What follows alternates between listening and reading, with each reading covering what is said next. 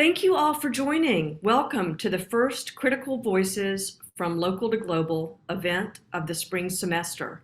I'm Camille Massey. I'm founding executive director of the Sorensen Center for International Peace and Justice here at CUNY School of Law. Ted Sorensen, John F. Kennedy's closest advisor for whom the center is named, faced a daunting nuclear challenge 6 decades ago.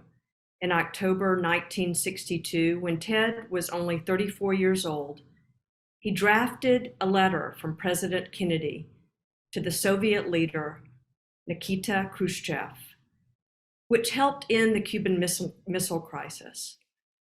Soviet nuclear weapons were capable of striking most US cities then, including New York. Ted, late in his life, wrote this: "We the people have learned from our mistakes and misfortunes. I am still an optimist. I still believe that a world of law is waiting to emerge, enshrining peace and freedom throughout the world." Today, we're fortunate to have 3 speakers working diligently on the prohibition of nuclear weapons: Ariana Smith, Seth Shelden, and Hadeel Abu Ktaish. They will discuss the rule of law and nuclear weapons, what you should know, and also what you can do. First, Seth is going to provide a primer on the Treaty on the Prohibition of Nuclear Weapons. He's going to touch on some local New York angles. And then Hadeel and Ariana are going to join the conversation, begin a discussion, and then open up to your questions and your comments. Because in this virtual room, we have a lot of talent. I'm looking and I see we have so much experience here. Peter and Cora Weiss, John Burroughs, I see Claire Koss and Blanche Wisen-Cook. Professor Jean Krasno is going to join us, and many, many others. Thank you all. And we have a wonderful turnout as well from our CUNY law community. We have students, alums, staff and faculty, and friends of the Sorensen Center. We're happy to see you, friends of the Lawyers Committee for Nuclear Policy and the International Campaign to Abolish Nuclear Weapons, ICAN. So before we get started, I need to mention those seeking CLE credit. You're going to see a test code, and the code that you then view later in the program is the one that you will note on your certification form. It's available by link in the chat. And I want to say a special thank you to Arpita Vora, the Sorensen Center's specialist, who's helped to make this program possible. Now, over to the speakers to introduce themselves. Let's start with you, Ariana. You were a stellar Sorensen Center Fellow and CUNY Law alum, and I remember you began working on nuclear issues when you were a student. Ariana. Thank you so much, Camille. It's really a pleasure to be here with CUNY Law community again, especially. As Camille mentioned, my name's Ariana Smith. I am a 2020 CUNY Law alum. I'll keep my little bio here short for you. There's a lot I could draw in and probably will as we get into discussion a little later. But my entry into this field, into nuclear disarmament, only started a few years back in 2018.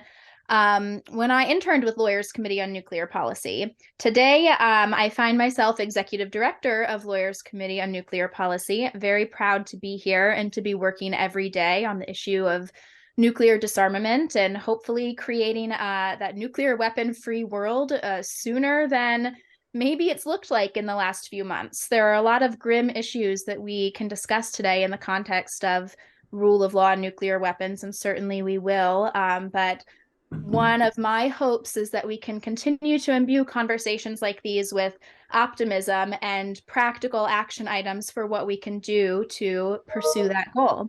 So again, it's a pleasure to be here. Pleasure to be here with Seth and Hadeel, and I really look forward to our conversation today.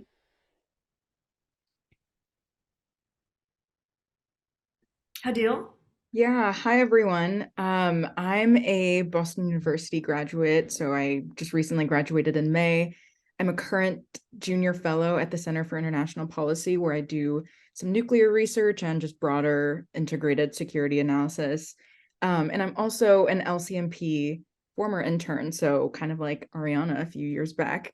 And how I gained entry into the field was really just my Palestinian background. I've lived in the Middle East for half my life, and I've always been involved in anti-militarism work. I think the war in Yemen really opened up my eyes to how important it is to stay active in the security community. And I think for me, the fundamental question about nuclear weapons that really intrigued me and was just kind of a wake-up call was just that how can something so destructive be claimed to have, to create this false sense of safety? And I think this is the question that we all need to really grapple with. And I'm excited to get into these topics today.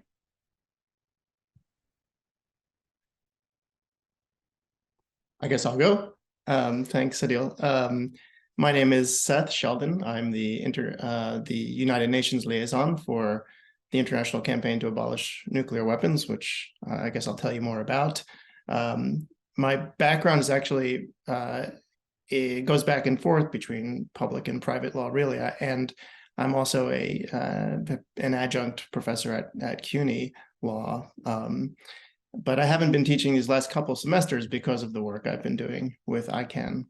But I'm really glad to be doing this today and thankful to Camille and Sorensen Center, and glad that we have this strong nexus between faculty and alumni at CUNY Law.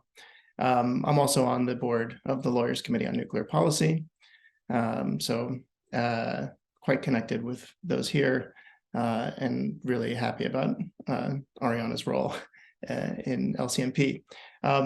My path toward this work, this was something I had worked on a lot when I was younger, and it was the topic of like my honors thesis in college, and I studied nuclear weapons back then, but I didn't really know how to engage with it professionally until basically, the short story is I was doing a Fulbright fellowship teaching law in Japan in 2016. And that's when basically the UN took this decision to take forward these negotiations for the treaty that we'll be talking about, the Treaty on the Prohibition of Nuclear Weapons. And I knew I had to get involved, and I got in touch with John Burroughs at LCMP, and it's been a very wild ride ever since.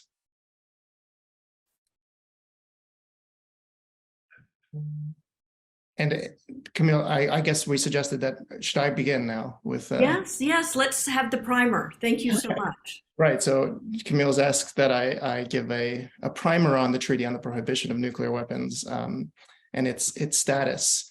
In just a few minutes, that will be tricky, and especially because I guess there's a lot of different knowledge and expertise on this call. I see Peter and Cornelia Weiss and Professor Krasno, Professor Clark, Timon, people who know a lot about the treaty and its underpinning architecture. But I should say a bit about the other frameworks that we're operating here, just really quickly. We can't talk too much about it, but basically, when it comes to the law of nuclear weapons, we're talking about historically a patchwork of treaties and international humanitarian law that has set the stage over the last 75 plus years on this subject. So we have various institutions and treaties. The most noteworthy one and the most universalized treaty is the Treaty on the Non-Proliferation of Nuclear Weapons, which entered into force in 1970. That treaty is largely discussed as the main treaty or the cornerstone of the international law framework when it comes to nuclear weapons.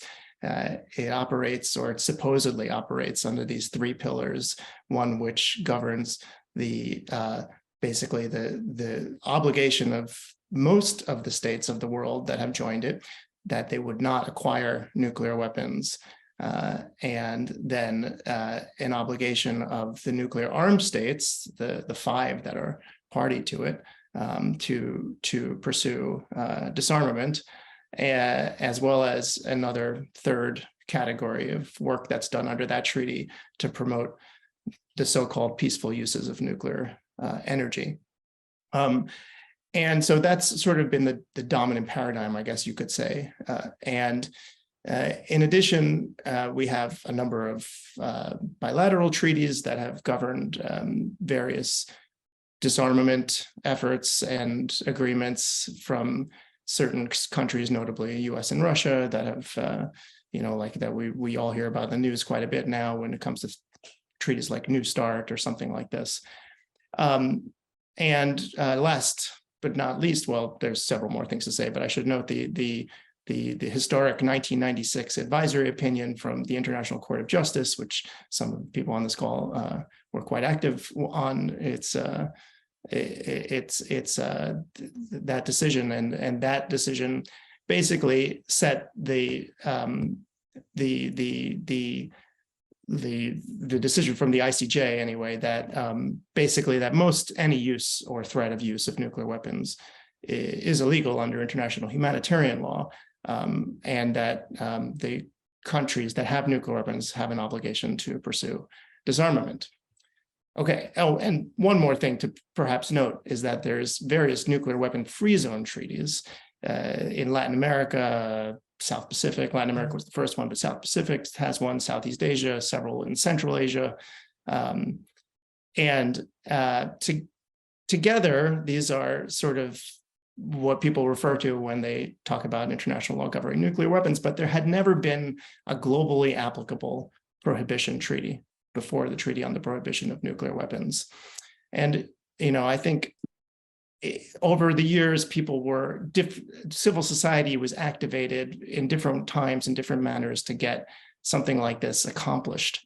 And I think in this moment, increasingly, we see a renewed enthusiasm for something like this. We have the research published last year on the climactic effects of nuclear weapons, which helps demonstrate that no one will be safe, and re-demonstrate that no one will be safe in the event of a nuclear weapon used anywhere. It will affect people everywhere.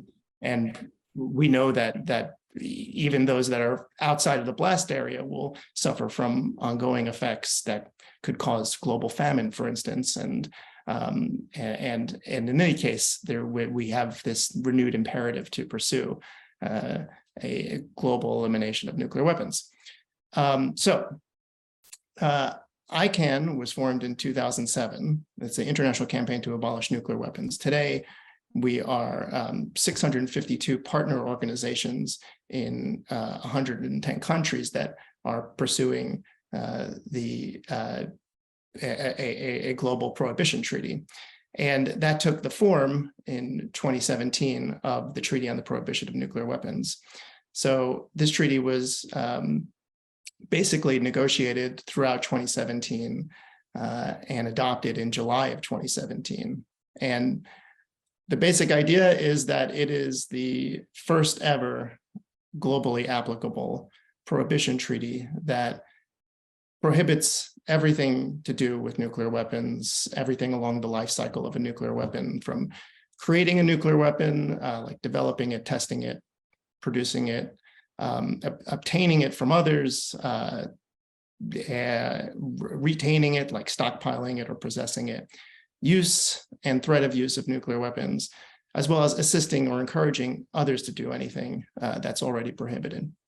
It also has the framework. It contains the framework for the total elimination of nuclear weapons, so that when nuclear armed states do join it, that there's basically a pathway towards how they can destroy those weapons, verify the destruction of those weapons, and then safeguard that no state will then acquire nuclear weapons again. And last but not least, it is the first treaty ever to provide what we call positive obligations, but a requirement for nuclear justice, basically, a requirement to provide assistance to those who are affected by nuclear weapons and to remediate environments that have been affected by nuclear weapons use and testing. And in that way, it's very historic. So the treaty entered into force after 50 countries joined it in 2021. And well, just to back up, I skipped one thing, which is that in 2017, ICAN won the Nobel Peace Prize for our work to raise awareness for the humanitarian consequences of any use of nuclear weapons, as well as for our work to take forward that treaty on the prohibition of nuclear weapons. So then we worked to get those 50 states to join, which happened in 2021. Today, the treaty has 68 states parties, as well as 92 signatories. Actually, we just got our last signatory last week. We had our first meeting of states parties last June in Vienna, where those states adopted a 50-point action plan for how we will take forward the implementation of the treaty, set in motion these intercessional meetings that are now happening with states as we lead to the second meeting of states parties, which will happen here in New York in November. And also adopted a very powerful declaration that was condemning from those states any and all use and threat of use of nuclear weapons, which I think that civil society's work really did a lot to impact and had an effect even on current events that we could talk about. How am I on time? Because I would like to say something. Camille also mentioned the legacy of the Sorensen Center and Ted Sorensen's work in New York City, and it makes me think that I'd be remiss not to mention also the work that we're doing in New York, especially the sort of local to global kind of theme of this Critical Voices series. Makes me want to say that in New York, we have a number of ICANN partner organizations, including LCNP, but also the New York Campaign to Abolish Nuclear Weapons. And we have taken forward over the last couple of years this local legislation on nuclear weapons here in our city. And it was adopted last year. But it's basically, we got this, and I think that, we got this package of city council legislation that does a number of things in support of the abolition of nuclear weapons. A lot of people don't know, but especially people of, a certain younger generation, but New York City is where nuclear weapons began. Oh, thanks for posting a bit more in the chat here on what I'm talking about. They called it the Manhattan Project for a reason. And New York City has a special legacy with respect to nuclear weapons. For that reason, there's been a lot of activism over the decades in New York City, and a lot of the work to take forward a final solution for nuclear weapons here out of New York City. This legislation does a number of things, including calling on the New York City Comptroller to divest from the nuclear weapons industry. We could talk a lot more about the approximately $475 million that New York City has invested in nuclear weapons manufacturing and maintaining companies that manufacture and maintain nuclear weapons. And so ICANN and civil society does a lot of work around divestment. And I think that that's a really powerful way that the TPNW gets us forward with practical solutions for eliminating nuclear weapons. The legislation also forms a committee on New York City's nuclear disarmament. It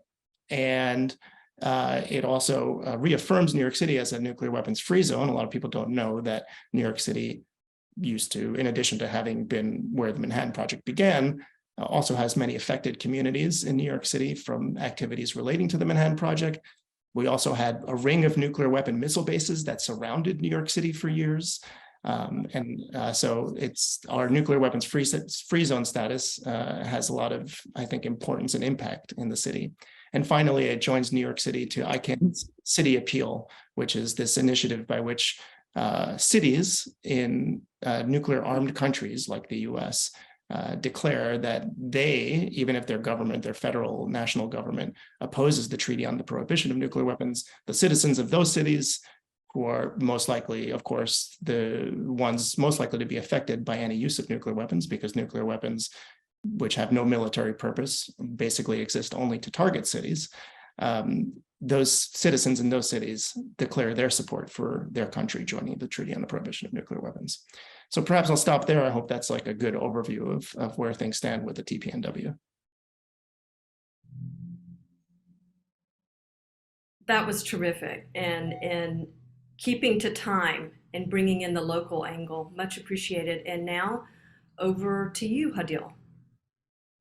Yeah, so I want to kind of start a conversation about the TPNW, its relevance right now, how it works against or works in support rather of the nuclear taboo. And next week, we actually are coming up on 2 major anniversaries of global efforts to rid the world of nuclear weapons. On January 22nd in 2021, we had the entry into force of the Treaty on the Prohibition of Nuclear Weapons.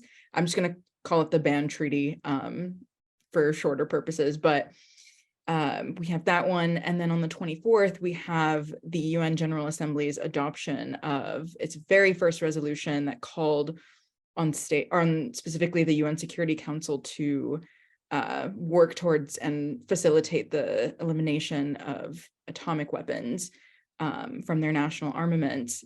And so I want to gear this more towards Ariana. Could you set the stage for what preceded the ban treaty? How did we get here? What are the legal frameworks that got us to this monumentous point? Yeah, that's a great question, Hadeel, and I really appreciate, Seth set the stage for a lot of the framework that preexisted the TPNW already, and there's a lot kind of rich history we could get into from the past decades leading up to the TPNW. I think that, one aspect to draw out from the decades between when, let's mark it from when the Nuclear Non-Proliferation Treaty came into force in 1970, in between then and when the TPNW, the ban treaty, came into force just about 2 years ago now. Based on, Seth already explained a little bit about the distinctions that the Nuclear Non-Proliferation Treaty, or the NPT, set up in terms of identifying nuclear weapon possessing states, or really it's the nuclear weapon states the treaty identifies, which is not all inclusive of all the states that possess nuclear weapons, actually. But they set up this dichotomy of nuclear weapon states and the non-nuclear weapon states that are prohibited from acquiring nuclear weapons. That's the obligation there compared to the obligation of nuclear weapon states to pursue disarmament. In the decades since 1970, there has not been a lot of progress on the Article 6 obligation of nuclear weapon states to pursue disarmament. In fact, today, we see many states pursuing full-scale modernization programs, some states pursuing nuclear weapon expansion programs, and these actions really lie in direct opposition to the commitments and obligations that the NPT identified nuclear weapon states have made to non-nuclear weapon states and to the people of the world. And so I think recognizing the decades of not only inaction, but action in the wrong way of nuclear weapon states is helpful to keep in mind when thinking about what non-nuclear weapon states wanted to do to push nuclear weapon states to hold up their commitments. So the TPNW, that's a very simplistic kind of description of what was happening in the decades leading up, but the TPNW is in part, a reaction, and it's an affirmative reaction in response to nothing happening from the commitments made under the NPT and under other international law obligations. So right now, we see this treaty gaining very quickly a lot of momentum in order to get its 50 ratifications required to enter into force 2 years ago. And since then, getting over a dozen more ratifications and states parties joining the treaty in that time, that's really quick. And I think that really speaks to it's a loud global voice saying we need follow through on commitments and we need something more than the status quo. So I'll stop there and let Seth speak further to that if he'd like, but I just really want to highlight that the kind of, not only does the TPNW bring in kind of a much needed humanitarian disarmament framework a little higher into this conversation, but it's also very loudly identifying that our existing nuclear weapon states obligations under the existing framework, need to be challenged their inaction needs to be challenged.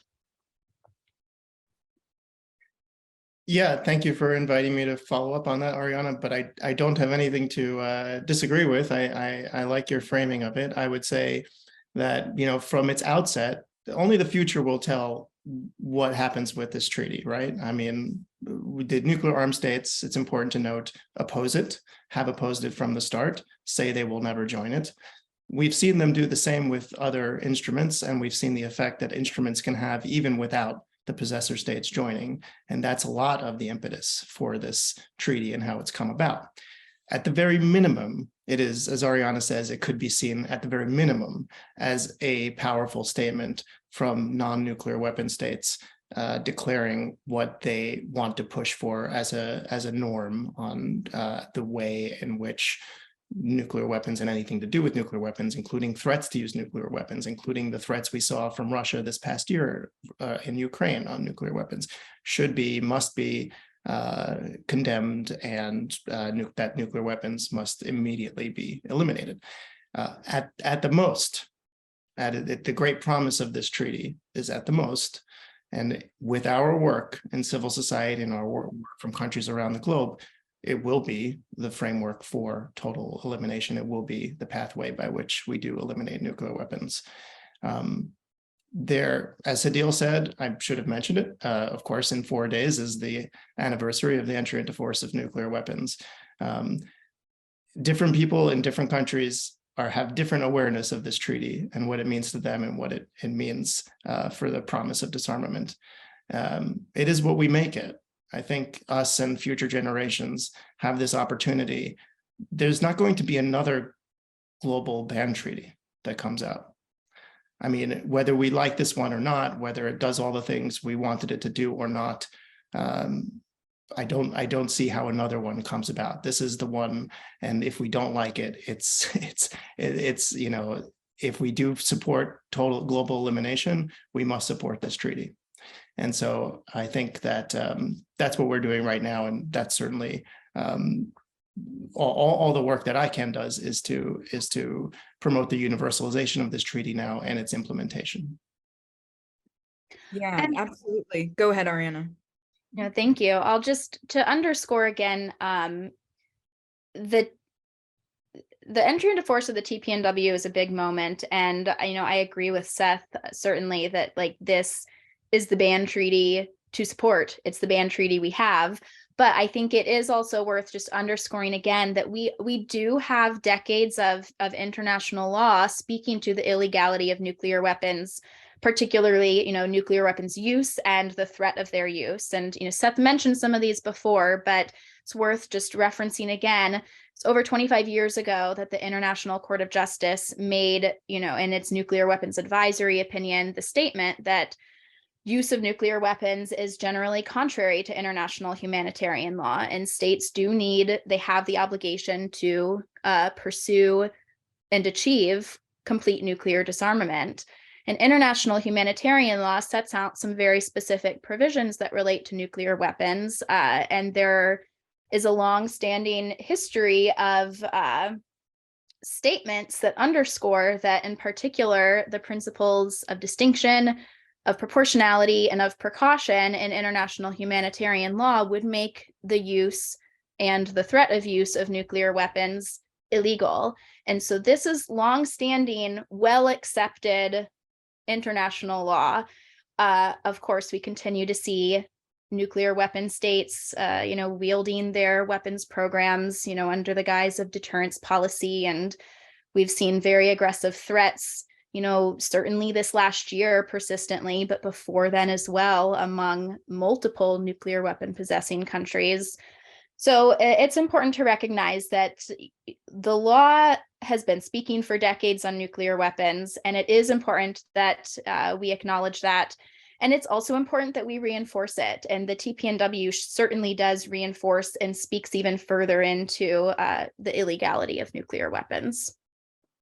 Can I prompt Ariana to also speak about, because I know you've written a lot about this too, but when we're talking about all these frameworks of laws that apply to nuclear weapons, traditionally international humanitarian law has always been the most important body of law that would apply in terms of non-treaty law, in terms of customary law.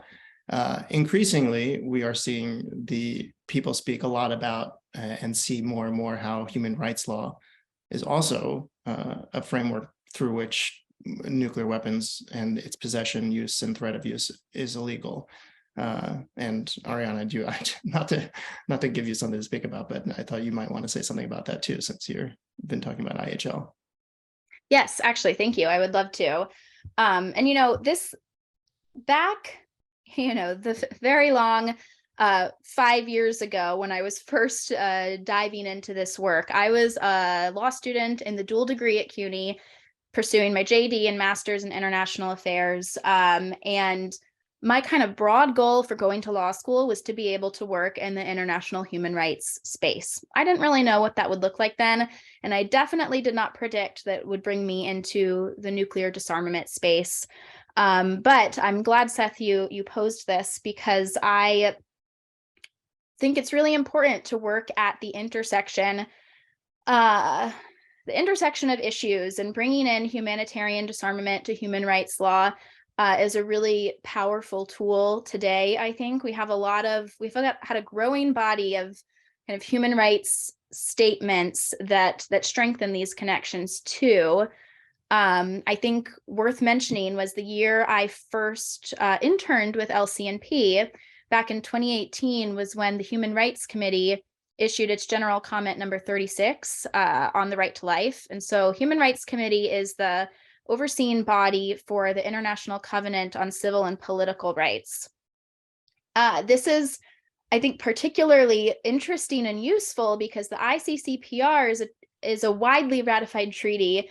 The US is a state party to the ICCPR, and the Human Rights Committee's general comments speak to the committee's interpretation of the treaty and obligations under the treaty. So this is a powerful place to have a statement on nuclear weapons. And, I have that pulled up somewhere here. If I can just briefly read some of the language there, because this has formed a lot of the basis of Lawyers Committee on Nuclear Policy's work in the human rights realm related to nuclear weapons. So this comment says that the threat or use of weapons of mass destruction, in particular nuclear weapons, which are indiscriminate in effect and of a nature to cause destruction of human life on a catastrophic scale, is incompatible with respect for the right to life and may amount to a crime under international law.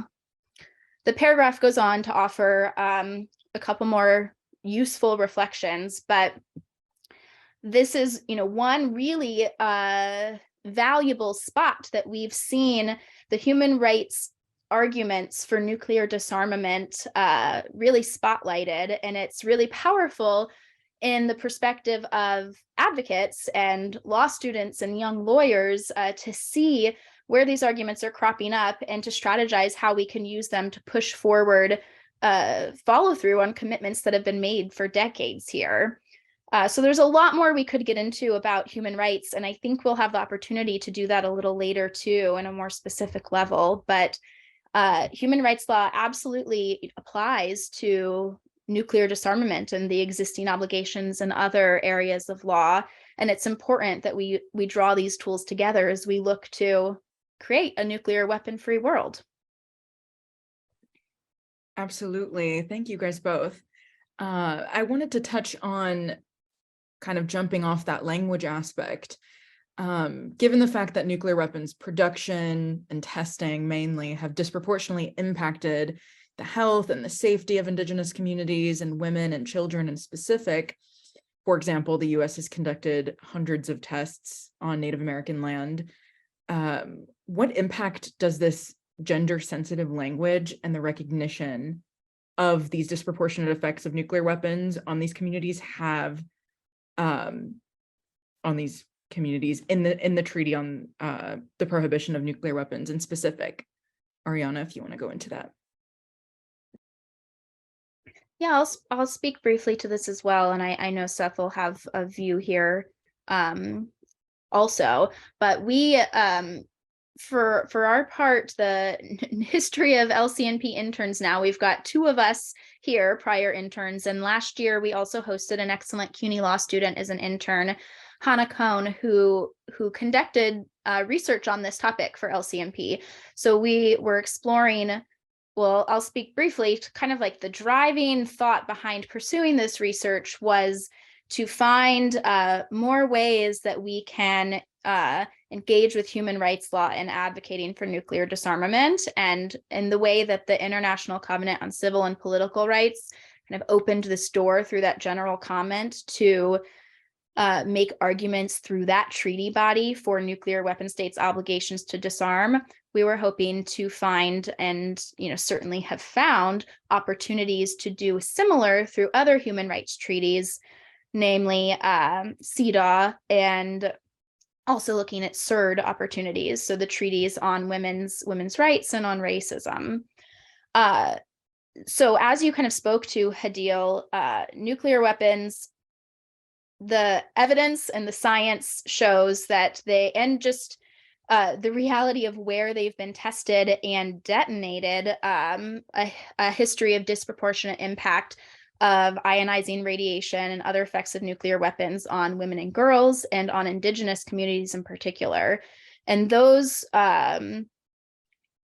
groups intersect as well. Indigenous women have often, borne the brunt of nuclear testing and legacies of radiation on Indigenous lands. So to your question about kind of how you acknowledge that there's language in the TPNW acknowledging this reality. I don't have that language pulled up in front of me, but essentially the preamble of the treaty specifically acknowledges the disproportionate impact on women and girls, and also acknowledges the impact on Indigenous communities and the need for justice there. And the impact of this, to some extent, as Seth said, we'll see how the treaty plays out in the future. But right now, I think the impact is clear as well, drawing in the human rights connections and elevating the humanitarian disarmament framework with the TPNW. Again, this quickly mobilizing treaty, gaining states parties rapidly, is really powerful. It says, those who are signing on to this treaty are subscribing to these acknowledgements as well, and that plays into the positive obligations that the treaty requires for states parties as well. I think I'll leave that to you, Seth, if you'd like to get into further, but I think it's really exciting from an advocacy point of view to see, the higher level we see these acknowledgements, the more kind of momentum we get to actually push governments to pursue justice in some form, and to think about these disproportionate effects before moving forward with modernization programs, expansion programs, and threats of using nuclear weapons. Yeah, I can add a bit just to say that that's a great, I think, perspective, and that what we know your framing, Hadeel, is that in those countries where nuclear weapons have been perpetuated, in the US, for example, many of us have been educated throughout by our government and by our school systems to think about these weapons as basically something normal and something that we should accept, and that the harms that they have done are limited, and that they're outweighed by their benefits in terms of keeping us safe. And if you look around the world, you see that the vast majority of the world sees those arguments for what they are, which is false and very destructive. We often think about nuclear weapons as having been used twice, in Hiroshima and Nagasaki. But the truth is that there have been nuclear weapons have been used over 2,000 times. And most of those communities and in places that have long been destroyed and communities that have long disappeared because of the impact of the weapons testing in their countries, in the South Pacific, in Kazakhstan, in Algeria. And so I think that this treaty, in as much as it has been shaped by a lot of these non-nuclear weapon states, does an excellent job of, as Ariana says in its preamble, recognizing the disproportionate impact of nuclear weapons and the effects that it's had on women and girls, as they say in the treaty, and on indigenous people, as they say in the treaty. The other part I'll just add to what Ariana said about the preamble is that also in Article 6 on the treaty, which I had mentioned earlier, is the provisions that deal with victim assistance, providing assistance to communities that have been affected by nuclear weapons use and testing. They also say in that article that there's the requirement that the assistance should be provided just like age and gender sensitive assistance. So this is, especially in the context of multilateral treaties, unheard of language. It's groundbreaking just to even have these references in there and to now have these obligations in there to both recognize and address the disproportionate impacts of use and testing. Absolutely. And I think that social justice aspect is so important as well. I think very briefly before we go into the Q&A, I want to just kind of bring up, in light of Dr. King Day this past Monday, it's really important that we remember his own anti-nuclear activism and his own anti-war stances. And I want to also bring up the fact that low-income Black communities in the United States have the highest risk of death from nuclear power plants. So it's really valuable to look at anti-nuclear activism as really part and parcel of these movements against systematic oppression. And one of the largest mass protests in US history actually happened in the early 80s with the nuclear freeze movement in Central Park, when almost 1 million people rallied to bring an end to the US and Soviet Union arms race at the time. So thank you, Seth and Ariana, for your comments. And we can segue into the chat. I'm going to read the first question. Someone is asking, can the panel explain that distinction in systems of law between humanitarian law and human rights law? So, sorry, I think I read that wrong. The distinction in systems of law between humanitarian law and human rights law. If I'm reading that correctly. Do you want me to take a crack at that, Ariana, or does anyone? Go for it, Seth. I mean, just very briefly, and I know their expertise really differs here in this on the Zoom, but generally speaking, IHL, international humanitarian law, is sometimes called the law of armed conflict, and it's really applies to the rules of what the rules of engagement are in war. And so that's why when we talk about weapons, we're often thinking about international humanitarian law, like assuming arguendo a conflict exists, what's fair play is basically the subject of IHL. And by contrast, human rights law, IHRL, international human rights law, we're really talking about the obligations. Historically, we talk about the obligations of states towards individuals under their jurisdiction, like their citizens or people in their countries, and sort of basically is thought of as like mostly a domestic conceit. And so traditionally, people don't think about using nuclear weapons on their own citizens. But increasingly, as Ariana outlined, we're seeing new avenues for seeing how human rights law applies, what the right of life means, and the obligation, and also the effects of nuclear weapons on people in your own jurisdiction, whether it's through development or use, and thus the increasing application of human rights law as well to the subject. I hope that explains it. Thank you. I think that was a great explanation, Seth. One other kind of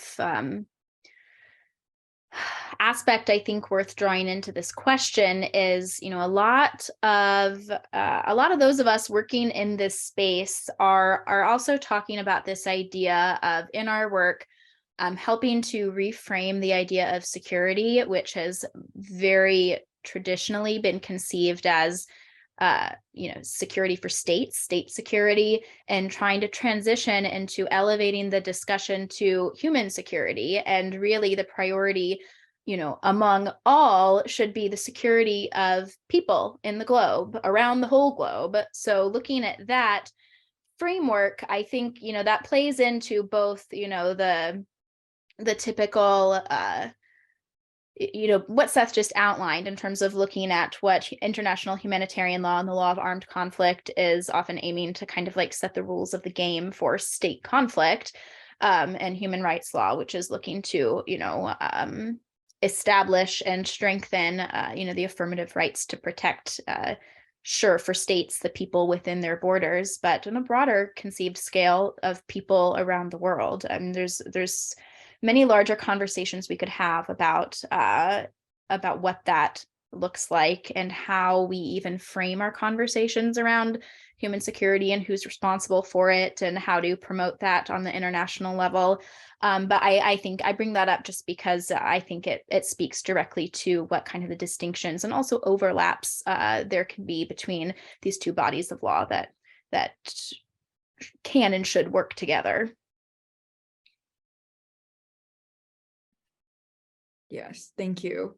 Moving on to the next question about the TPNW or the ban treaty, rather. I need to stop saying the acronym, and the United States. What specifically would be the legal obligations of signing the ban treaty prior to ratifying it? For instance, is there anything in international treaty law that prohibits the US from signing the treaty with the intention of not ratifying it until other countries have also signed and committed to ratifying it?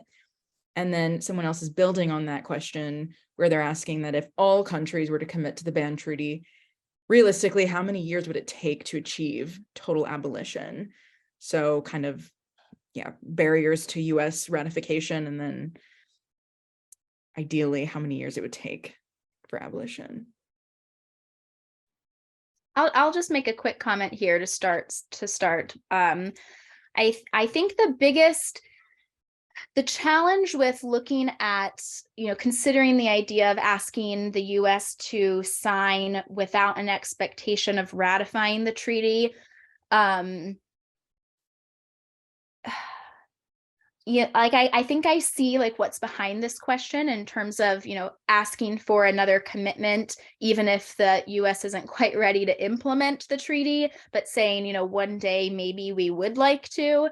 But the problem with that is, that there are legal implications and commitments essentially made by signing a treaty as well. Like if you sign, it depends what country you're talking about. Some countries might have a system in which you sign the treaty and by default it's ratified and you've acceded to the treaty in full. The US, as you've acknowledged, has a system in which, we could sign the treaty, but it also requires ratification, which requires congressional movement in order to happen.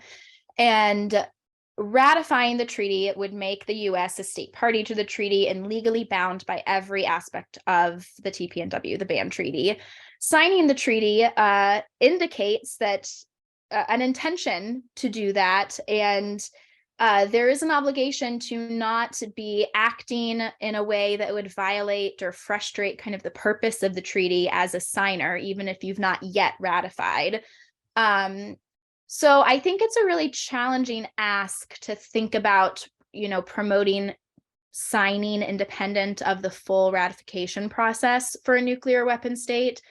And I know I said my comments would be brief here, but one other, I think issue would be what level of kind of frustration that might cause among, states parties to the treaty who expect that the disarmament mechanisms for nuclear weapon states, be implemented, to have a nuclear weapon state join without any clear idea. Like it doesn't seem like an in good faith joining. And I think in addition to the legal implications of signing without intent to ratify or actually disarm right now or in a time-bound way, that also just has, some real, it presents, I think, a struggle for cohesive movement on treaty implementation.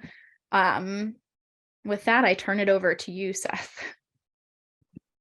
Yeah, okay, well, again, I'm just thinking about the different expertise in the room and just want to explain the difference of the terms here, because in case it's not obvious to you, but there's several steps when a country becomes legally bound by a treaty in the process of doing so. We say that this treaty has the support of over 2/3 of the world states. That's because of the states that voted in favor. 122 states voted in favor of adoption of the treaty and said, they like the text, but were not at that time taking a legal obligation to the treaty. That would have to happen once they joined it, we say. And you can join the treaty through accession, basically, which is where the country just takes all the steps at once, or you can incrementally join by signing and then later ratifying. So that's what Ariana is talking about.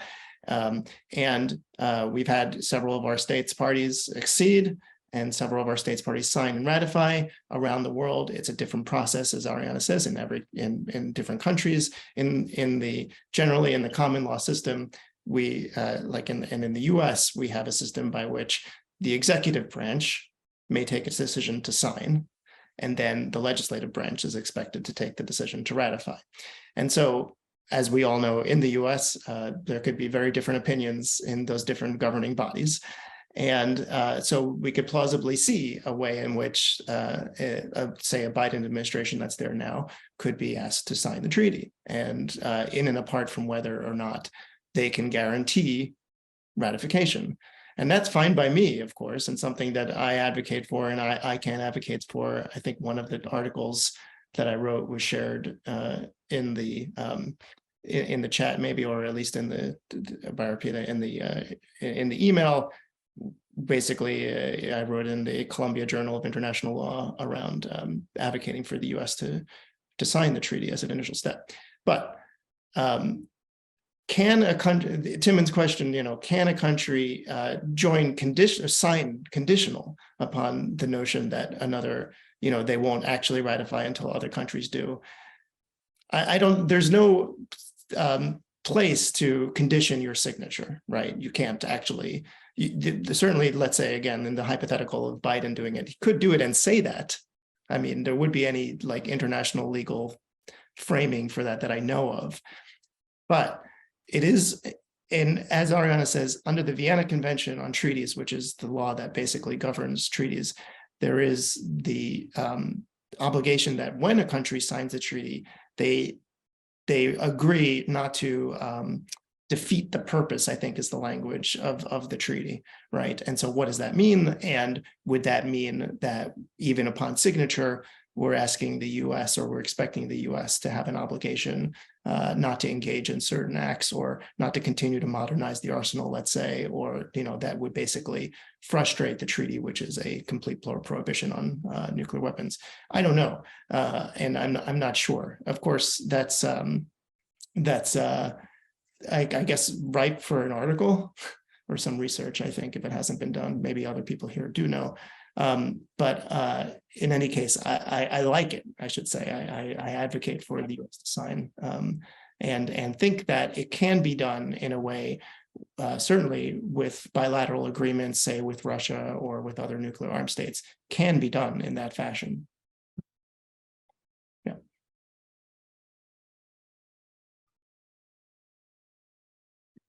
Yes, very true. I think that gave us a little bit of hope, even though the US has actively opposed or has discouraged other states from signing the TPNW or supporting it, the ban treaty. It definitely would be a good thing for sure. I believe we have time for one more question, potentially, right, Camille? Yes, okay. So someone is asking, why wouldn't we call upon, I think we answered this though, why wouldn't we call upon the US government to sign, ratify, and implement the treaty? how does, or we can actually probably answer the second question. How does this square with the fact that the US has signed and ratified the NPT? So if you guys want to go into how the ban treaty follows up on specifically Article 6 of the Non-Proliferation Treaty. Yeah, I mean, I think I see Kathleen's question here, and I mean, first, like we would and we should call on the US to sign, ratify, and implement the treaty. I think, you know, there's the question of the immediate political viability of like whether that's going to happen soon, but I think that's absolutely something that we should be advocating for the US to do, and in context of fulfilling its existing commitments under the NPT and under other international law as well.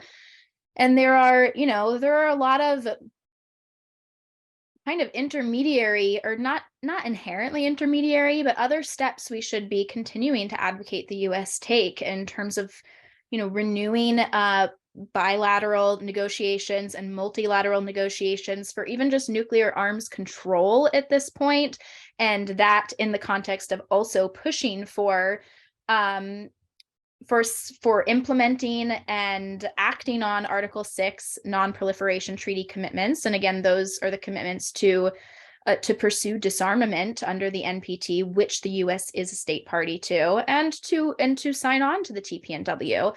I think that comes with this broader discussion of needing to see multilateral negotiation for arms control and for disarmament among all these states that are you know, unilaterally modernizing their forces and expanding their forces. And we're in a really tough spot right now looking at progress there. But that doesn't mean that we can't, and well, what it means is we must continue to push for a shift back toward those negotiations. And yeah, at the risk of repeating myself, we should be calling for the U.S. to implement its existing commitments and to join these treaties that would further enforce the obligation to disarm. And one other comment, I think, to the question of how it squares with the fact of the U.S., you know, being a state party to the NPT and having obligations there already.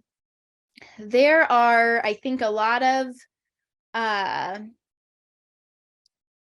US representatives involved in, you know, nuclear policy and this sphere make the argument, an unconvincing one in my view, that the US is following through on its commitments under Article 6, and it is taking steps to, you know, to disarm or to not, you know, pursue that its end goal is, you know, complete disarmament and abolition of nuclear weapons, but then they'll follow up with the reality is that we don't have the political environment where it is feasible to do X, Y, or Z, but their argument is they are in compliance with the treaty. I think there's a much stronger argument that the US is not in compliance with its commitment, and neither are the other nuclear weapons states parties who are in fact increasing or modernizing arsenals.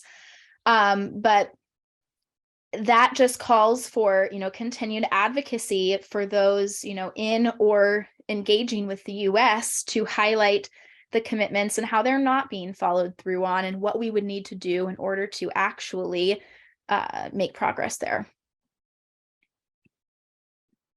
Absolutely. I think given the history in the US of mass movement actually affecting legislative change on both the state and local levels is really inspiring.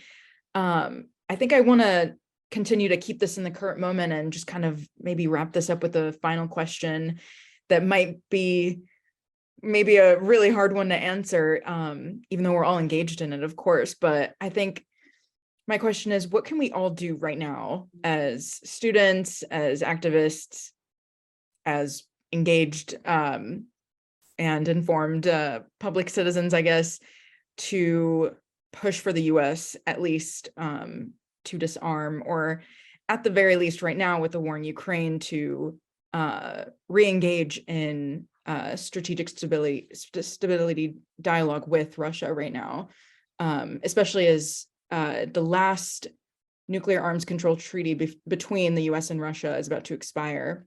in 3 years unless there's a new one. Yeah, what can we do is the simple question. I guess I can start with that one and maybe address the last question too, although I agree with everything Ariana said. But,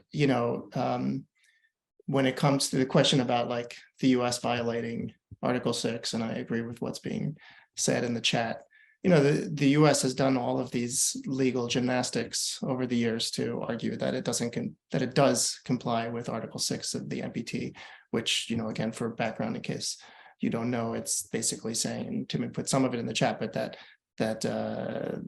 all the states to the NPT, all the states, by the way, not just the nuclear armed states, agree to pursue negotiations in good faith on effective measures relating to cessation of nuclear arms rates, and on a treaty on general and complete disarmament under strict and effective international control. So it's been decades of legal analysis from the US to say that they are complying with that, and squaring their awkward language with the awkward language of that, I think, that article with their objectives to perpetuate their nuclear weapons.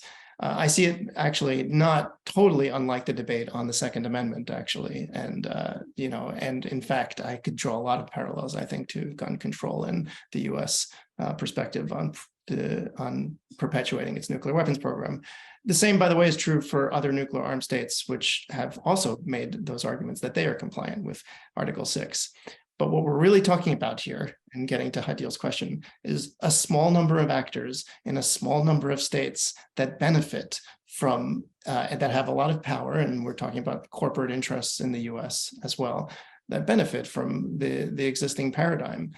It is up to us as lawyers and law students to help take apart these arguments that are being made, and to show, I think, as we could all easily demonstrate, that it is a really bogus argument to say that the US and these other nuclear armed states that are continuing to modernize and expand their nuclear arsenals are anywhere near in compliance of their Article 6 obligations.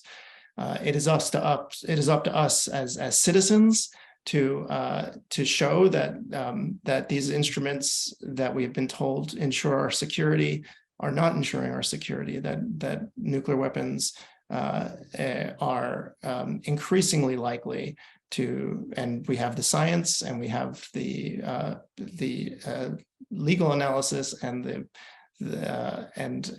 and plenty of academics who and also former military people and former heads of state that help make this argument that that's totally nuts, and that we by continuing through the existing paradigm, we will all die. It's inevitable, and it is the great existential threat of our times, along with climate change and related to climate change. And it is up to us as citizens to call for the US to join the ban treaty. I mean, we have it. So what can you do? You can read it. You should go to our website, icanw.org, and see the numerous resources that we have that are things including getting your city to join that city's appeal that I talked about in the beginning, that New York joined, where you're calling on your government to sign and ratify the treaty. The parliamentary pledge, or as nuclearban.us has reframed it, the congressional pledge in the US to get your congressperson, your senator, or your representative to sign that, to say that they want the federal government to join the TPNW. You check out the Don't Bank on the Bomb report that we have, that provides sort of the blueprint for understanding where private money and public money is invested in the nuclear weapons complex, and using it to help divest your school, or your personal money, or your retirement funds, whichever you have, or even using it to call your bank. If you're with a large banking institution, they're almost certainly invested in some way, your money in nuclear weapons. And even opening up the subject, we've seen, has had major impact. We've seen this is a bit of a tangent, but we've seen the divestment now of trillions of dollars due to the TPNW, basically from people who have approached banks and their institutions, their retirement funds, and basically said, nuclear weapons are now illegal under law. They're controversial weapons. We shouldn't be investing in them, and gotten your money out. That has an enormous practical impact. And we've seen that work for with other treaties like the Mine Ban Treaty and the Cluster Munitions Convention very effectively to not just make these weapons illegal, but also make them impractical, something that people don't want even anyway. Schools, just last, because we're, there's probably a lot of students here. We've also been working on these new research that's embodied on our website, embodied in the Schools of Mass Destruction report. There are dozens of US institutions of higher learning that are not just complicit in, but actually actively participating in the nuclear weapons industry, whether it's to manage nuclear weapons programs or as a professional pipeline for like physics students or whomever to go work in nuclear weapons companies, or just having their own money invested in it. And we've sort of been trying to unpack that, and again, now give students and alumni and others who are involved, or teachers, faculty, ways to engage and advocate around getting their institution out of the nuclear weapons industry. Just some of the ways to interact, but I would say start with the treaty and our website, and there is no Planet B, as has just been posted. So let's get on it. Thank you. I just want to jump in here and say thank you to our three speakers. I'm sure I speak on behalf of all of us that this was such a thoughtful and motivating discussion with concrete steps on how we can get involved. So thank you, Hadeel and Seth and Ariana. We're fortunate to have Seth, you and Ariana associated, connected to CUNY Law, and so we hope to see you soon in person. In fact, I'm remembering when you were recently in the Sorensen Center, Seth, you actually brought with you a precious metal from Oslo. I don't know if you happen to have it with you, but I think it would be nice to close to see a sign of peace. It was in 2017 when that was presented to ICANN, and Seth strolled in one day, and I'm remembering Beatrice Finn was saying when accepting this, we are a movement for rationality, for democracy, for freedom from fear. Yes, and embodying that statement is the prize that she accepted on our behalf that day, and this is it. I don't know if you can see it that well. That's ICANN's Nobel Prize medal. Hang on, I should take off my, and this is the back. So there you go. Thank you very much, Camille, for, it's a privilege to share it with you, and it belongs to everyone who advocates for this issue and for the TPNW. Wonderful. Thanks again for joining, everyone.